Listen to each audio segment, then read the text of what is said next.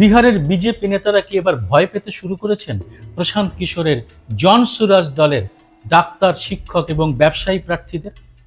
আর বিজেপির ওইসব নেতাদের হয়ে ব্যাটিং করতে কি নেমেছেন দেশের স্বরাষ্ট্রমন্ত্রী অমিত শাহ? কেন বলছি এ কথা? প্রশান্ত কিশোর বাপিকে দাবি করেছেন তার দলের প্রার্থীদের 90% এই প্রথমবার ভোটে লড়তে নেমেছেন। এই প্রার্থীদের মধ্যে একজনকে সারা দিন স্বরাষ্ট্রমন্ত্রী অমিত শাহ সামনে বসিয়ে রেখেছিলেন, ফলে ওই প্রার্থী তার মনোনয়নই পেশ করতে পারেন। ये देखिए, ये है भारत के गृह मंत्री, ये भारत के गृह मंत्री हैं अमित शाह। अमित शाह जी हैं भारत के गृह मंत्री और साथ में है धर्मेंद्र प्रधान, जो भारत सरकार के मंत्री हैं और भाजपा के यहाँ चुनाव के अधिकारी हैं, प्रभारी हैं। देखिए आप लोग, आचार संहिता की बात होती है, वोटरों को डराने खरीदने पर आचार संहिता लागू है, लेकिन सामने का जो उम्मीदवार है उसको भारत के गृह मंत्री अपने साथ खड़ा किए हुए हैं, पूरे दिन बैठाए हुए हैं ताकि वो नामांकन भी न कर सके। ये है भाजपा के चाल चरित्र चेहरा। এক সাংবাদিক সম্মেলনে প্রশান্ত কিশোর এই অত্যন্ত গুরুতর অভিযোগ করেছেন। দেশের স্বরাষ্ট্রমন্ত্রী এবং কেন্দ্রের শিক্ষামন্ত্রী ধর্মেন্দ্র প্রধানের বিরুদ্ধে তার সুনির্দিষ্ট অভিযোগ, বাহুবলীদের থেকেও বেশি বাহুবল প্রকাশ করে বিপক্ষের প্রার্থীদের তারা ভয় দেখাচ্ছে। বিহারের ভোটের শুরু থেকেই আমি এই চ্যানেলে বলে এসেছি, প্রশান্ত কিশোরই এখন বিজেপির চোখের বালি।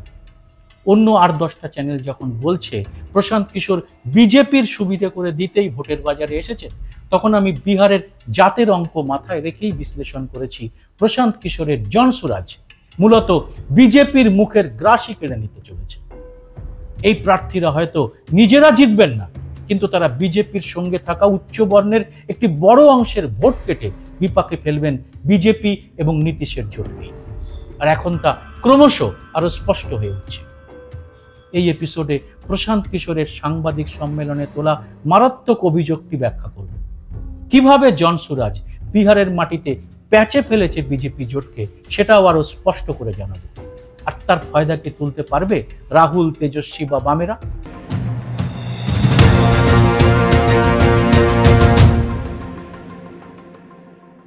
নমস্কার, সবাইকে স্বাগত। আমি সুব্রত বসু। বিহারে বিধানসভা ভোটের দিন ঘোষণার আগে থেকেই ভোটার তালিকার ব্যাপক অনিয়ম নিয়ে শুনানি চলছে সুপ্রিম কোর্টে। সে শুনানি এখনো শেষ হয়নি। আর ভোটার তালিকার এই অনিয়ম নিয়ে বিরোধী দল এবং নিরপেক্ষ ভোট বিশেষজ্ঞ এবং বহু স্বেচ্ছাসেবী সংস্থা সহ সাধারণ মানুষও নির্বাচন কমিশনকেই কাঠগড়ায় তুলেছে। বিহারের নতুন রাজনৈতিক দল জন সুরাজের নেতা এবং প্রাক্তন ভোট বিশেষজ্ঞ প্রশান্ত কিশোরও এবার সাংবাদিক সম্মেলন ডেকে প্রকাশ্যে যে অভিযোগ করেছেন তা কিন্তু ভারতের ভোট ইতিহাসে একেবারে অভূতপূর্ব। আর তারপরে কি করছে নির্বাচন কমিশন? স্বয়ং স্বরাষ্ট্রমন্ত্রী এবং কেন্দ্রীয় শিক্ষামন্ত্রী নাকি একযোগে নেমে পড়েছেন বিহারের ভোটে নিজেদের শক্তি দেখাতে। কেন্দ্রীয় শিক্ষামন্ত্রী ধর্মেন্দ্র প্রধান এবার বিহারের ভোটে বিজেপির প্রধান ভোট কুশলী। বিহারের ভোট বিজেপি দলের তরফে দেখাশোনা করছেন তিনি। কিন্তু একই সঙ্গে তিনি কি শুরু করে দিয়েছেন ভোটে বিপক্ষ প্রার্থীদের চাপ দেওয়া এবং একটা ভয়ের পরিবেশ তৈরি করা? কোনো ঘুরিয়ে ফিরিয়ে কথা নয়, প্রশান্ত কিশোর সরাসরি অভিযোগ করেছেন কেন্দ্রীয় শিক্ষামন্ত্রী ধর্মেন্দ্র প্রধান এবং স্বরাষ্ট্রমন্ত্রী অমিত শাহর বিরুদ্ধে। उन्होंने एक चित्र जारी किया है कि जहां पर डॉक्टर साहब अपना नामांकन वापस ले रहे हैं, हम चित्र जारी कर रहे हैं। देखिए, धर्मेंद्र प्रधान हैं और यही डॉक्टर सत्य प्रकाश तिवारी हैं। इनके घर पर बैठ के इनको देखिए क्या किया जा रहा है। आपने भारत के लोकतांत्रिक इतिहास में ये नहीं देखा होगा कि चुनाव घोषित होने के बाद जो उम्मीदवार है, आधिकारिक तौर पे जो उम्मीदवार है, उससे पार्टी का कार्यकर्ता नहीं, लोकल नेतृत्व नहीं, भाजपा के केंद्र में मंत्री धर्मेंद्र प्रधान हैं। ये देखिए, हाथ मिला रहे हैं भाई साहब। इस डॉक्टर के घर पर बैठ के इसको दबाव देकर जबरदस्ती इनसे चुनाव में इनका नामांकन वापस लिया गया है। স্বরাষ্ট্রমন্ত্রী অমিত শাহ যদি আপনাকে সারাদিন নিজের সামনে বসিয়ে রাখেন, তাহলে আপনি কি করবেন? প্রশ্ন করেছেন জন সুরাজের নেতা প্রশান্ত কিশোর। लेकिन सामने का जो उम्मीदवार है उसको भारत के गृह मंत्री अपने साथ खड़ा किए हुए हैं, पूरे दिन बैठाए हुए हैं ताकि वो नामांकन भी ना कर सके। এবং উত্তরটা নিজেই দিয়েছেন একেবারে হিন্দি সিনেমার ডায়লগ দিয়ে। जो आपने एक वो डायलॉग सुना होगा किसी पिक्चर में कि गुस्से से डर नहीं लगता है, प्यार से डर लगता है। इन लोगों को बदमाश नेताओं से डर नहीं लगता है, इनको अच्छे लोगों से डर लगता है। ये जन सुराज का डर है। इतने अच्छे लोग खड़े किए गए हैं जिनके सामने लड़ने का इनका मादा नहीं है। মানে রাগকে ভয় লাগে না, ভয় লাগে ভালোবাসাকে। প্রশান্ত কিশোরের বক্তব্য, রাজনৈতিক বাহুবলীরা আসলে ভয় পায় ভালো মানুষদের, ডাক্তারদের, শিক্ষকদের, সমাজসেবকদের। পিকে এনডিএ কে খোলাখুলি চ্যালেঞ্জ করেছেন যে এইসব প্রার্থীদের সামনে দাঁড়ানোর সাহস নেই বলেই এইভাবে তাদের ভয় দেখাচ্ছেন এবং চাপ দিচ্ছেন স্বরাষ্ট্রমন্ত্রী অমিত শাহ স্বয়ং। আর অমিত শাহ রাজনীতির ধরনটাই আলাদা, তাই তারা শুধু ওই রাজনীতিকদের চাপ দিচ্ছেন তাই নয়, তার পরিবার, তার বন্ধুদের উপরও নানা রকম সামাজিক চাপ দেওয়া হচ্ছে বলে প্রশান্ত কিশোরের অভিযোগ। সাংবাদিক সম্মেলন ডেকে প্রশান্ত কিশোর 3টি ঘটনার কথা তুলে ধরেছেন, একেবারে ফটো সমেত। প্রত্যেকটি অভিযোগ অত্যন্ত গুরুতর। অভিযোগ তোলার পরেই তিনি প্রশ্ন করেছেন, নির্বাচন কমিশন এখন কোথায়? নির্বাচন কমিশন অবশ্য তাদের মৌনতা ভঙ্গ করেনি, করার প্রশ্নও নেই। কিন্তু একটি রাজনৈতিক দলের নেতা প্রকাশ্যে এই প্রথম দেশের স্বরাষ্ট্রমন্ত্রীর বিরুদ্ধে ঘটনার বর্ণনা দিয়ে অভিযোগ জানালেন, অথচ তার কোনো তদন্ত হবে না। এরপরে আর গণতন্ত্রের অবশিষ্ট কিছু থাকে? ঘটনাটি দানাপুরের। সেখানে বিজেপি এবং মহাগঠবন্ধন দুই তরফেই রয়েছে বাহুবলী প্রার্থী। প্রশান্ত কিশোরের কথা অনুযায়ী দানাপুরের জনগণ এই দুই প্রার্থীর অত্যাচারেই অতিষ্ঠ। বিশেষ করে যারা ব্যবসায়ী তারা সব থেকে বেশি ক্ষুব্ধ। ফলে ওই ব্যবসায়ী সমাজই পিকেকে বলেছিলেন, ভোটে যেই জিতুক ভোগান্তি আমাদেরই হয়। ওই দুই পক্ষের বাহুবলীরাই আমাদের ব্যবসা বাণিজ্যের সমস্যা তৈরি করে। সেই সমস্যার সমাধানে ব্যবসায়ীরা নিজেরাই এক প্রার্থী ঠিক করেছিলেন বলে পিকের দাবি। তিনিও রাজনীতিতে আগ্রহী এক ব্যবসায়ী, তার নাম অখিলেশ, তাকে সবাই মুটুর শাহ বলে ডাকে। কিন্তু মনোনয়নপত্র পেশের দিন তিনি নির্বাচন অফিস পর্যন্ত পৌঁছতেই পারেননি। दानापुर में महागठबंधन की ओर से एक सज्जन जो चुनाव लड़ते हैं, उनकी छवि एक बड़े बाहुबली अपराधी प्रवृत्ति के नेता के तौर पर है, जो अभी जेल में है। और फिर भी वहां भाजपा जब लड़ती है तो इनके पास बताने के लिए कुछ नहीं है, सिर्फ ये डराते हैं कि भाई हमको वोट दे दो, नहीं तो जो सज्जन राजद से जीतते हैं वो आ जाएंगे, आपका जीना हराम कर देंगे। तो इस बार दानापुर की जनता ने ये तय किया था कि भैया उनसे डर के हम लोग भाजपा को वोट नहीं देना चाहते। और दानापुर के सारे व्यवसायी एक साथ बैठकर उन्होंने ये तय किया कि भाई कोई भी जीतता है, सबसे ज्यादा खामियाजा, सबसे ज्यादा दिक्कत दानापुर में बिजनेस व्यापार करने वाले लोगों को होती है। वहां के जो दोनों ओर के बाहुबली नेता हैं वो उनको परेशान करते हैं। तो वहां के लोग यहाँ आए, मेरे साथ उनकी 3 राउंड 4 राउंड बैठकें हुई और सबने मिलकर आपस में से एक राजनीतिक व्यक्ति जो वहां पर व्यवसायी भी हैं, उनका नाम अखिलेश है, वैसे बोलचाल की भाषा में उनका नाम मुटुर शाह है, वो लोग आए और पूरे समाज ने मिलकर ये तय किया कि मुटुर शाह जी को भैया आप टिकट दीजिए। रीतलाल यादव के डर से भाजपा को और भाजपा के डर से रीतलाल यादव को जो वोट देने की व्यवस्था बनी है, इससे हम लोग निकल सके। मैं आपको उसका चित्र जारी कर रहा हूं।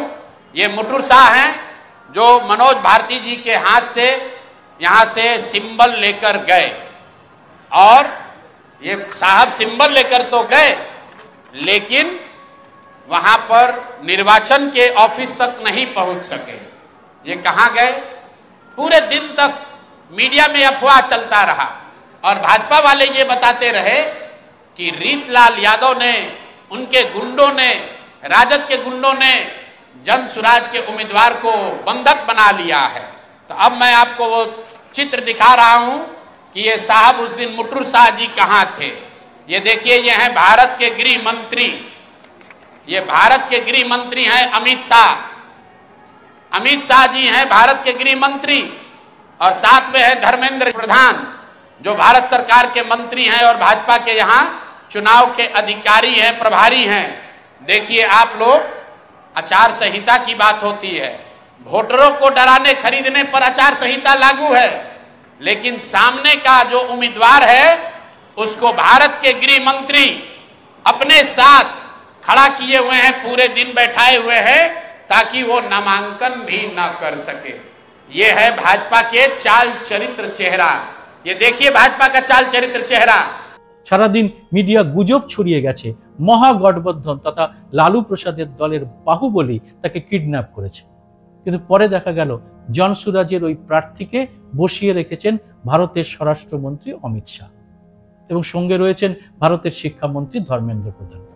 এটা পিকের অভিযোগ। ধর্মেন্দ্র প্রধান এবার বিহারের বিজেপির নির্বাচনী ইনচার্জ। পিকের অভিযোগ সারাদিন ধরে ওই প্রার্থীকে বসিয়ে রাখা হলো যাতে তিনি মনোনয়নপত্র জমা দিতে না পারেন। এবার বুঝতে পারলেন পিকের প্রার্থী কাদের ভোট কাটতে চলেছে।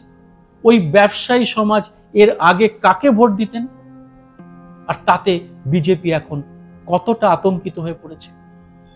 বিহারের বিধানসভা ভোট যে এবার অন্যরকম হতে চলেছে তা কি গত 2-3 বছর আগে টের পেতে শুরু করেছিলেন পিকে? কারণ 3 বছর আগেই পিকে তার নিজের পেশা ছেড়ে সরাসরি রাজনীতিতে নেমে পড়েন, তৈরি করেন জন সুরাজ। সাধারণত ভোটের ফলাফল বেরোনোর পর বিজেপির অপারেশন লোটাসের হাত থেকে বাঁচার জন্য বিরোধী রাজনৈতিক দলগুলি নিজেদের বিধায়কদের রিসর্টে বা হোটেলে বা ভিন রাজ্যে নিয়ে গিয়ে লুকিয়ে রাখে, তাদের মোবাইল ফোন কেড়ে নেয়। মানে বিরোধী দলের মধ্যে একটা ত্রাসের সৃষ্টি হয়। এই বোধহয় বিজেপি তাদের বিধায়ককে ভাঙিয়ে নিল। মধ্যপ্রদেশ, মহারাষ্ট্রে এই কাজ একেবারে খোলাখুলি করা হয়েছে। ঝাড়খণ্ডেও হেমন্ত সোরেনকে জেলে পাঠিয়ে এই কাজ করার চেষ্টা করা হয়েছিল। ভারতের গণতন্ত্রের ইতিহাসে এভাবে খোলাখুলি জনতার মতকে দুপায়ে পিষে দেওয়ার উদাহরণ বিজেপির অপারেশন লোটাসের মতো ব্যাপকভাবে এর আগে কেউ করেনি। আর সবাই জানেন বিজেপি দেশের সবচেয়ে ধনী পার্টি। এভাবেই গত কয়েক বছরে বিজেপির একটা এমন ভাবমূর্তি তৈরি হয়েছে যে অনেকেই এখন মনে করেন ভোটে যেই জিতুক না কেন সরকার শেষ পর্যন্ত গঠন করবে বিজেপি। আর প্রশান্ত কিশোর বিহারে একটি নতুন কথা চালু করেছেন। সেটা কি? সেটা হলো নির্বাচনী দাসত্ব। সেটা কি রকম? এর আগে আমি বলেছিলাম বিজেপির উচ্চ বর্ণের ভোটে সব থেকে বড় ভাগ বসাতে চলেছে প্রশান্ত কিশোর পান্ডের জন সুরাজ। প্রশান্ত কিশোর অবশ্যই তার পান্ডেজির ব্রাহ্মণ চেহারাটা খুব সুকৌশলে ভোটে ব্যবহার করেন। বিহারের জাতের সমীকরণ ভোটের সময় অবধারিতভাবে একটি বড় ইস্যু হয়ে ওঠে। আর এতেই কি বিজেপির এবার মারাত্মক ক্ষতি হতে চলেছে বিহারে? আর সেজন্যই কি আসলে নেমে পড়েছেন কেন্দ্রের স্বরাষ্ট্রমন্ত্রী এবং শিক্ষামন্ত্রী? সাংবাদিক সম্মেলনে আরো দুটো ঘটনার কথা উল্লেখ করেছেন প্রশান্ত কিশোর, যেখানে তাদের প্রার্থীদের বাধ্য করা হয়েছে মনোনয়ন প্রত্যাহারে। দুটি ক্ষেত্রেই তার অভিযোগের আঙুল এনডিএর দিকে। রীতিমতো ফটো দেখিয়ে প্রশান্ত কিশোর সাংবাদিক সম্মেলনে এই অভিযোগ করেছেন। কিন্তু একই সঙ্গে তিনি এটাও বলেছেন যে 243টা আসনের মধ্যে 3-4টি কেন্দ্রে এভাবে তাদের ভয় দেখালেও বাকি বিহারে তারা লড়ে যাবে। আর এতেই চিন্তা আরো বেড়েছে বিজেপির।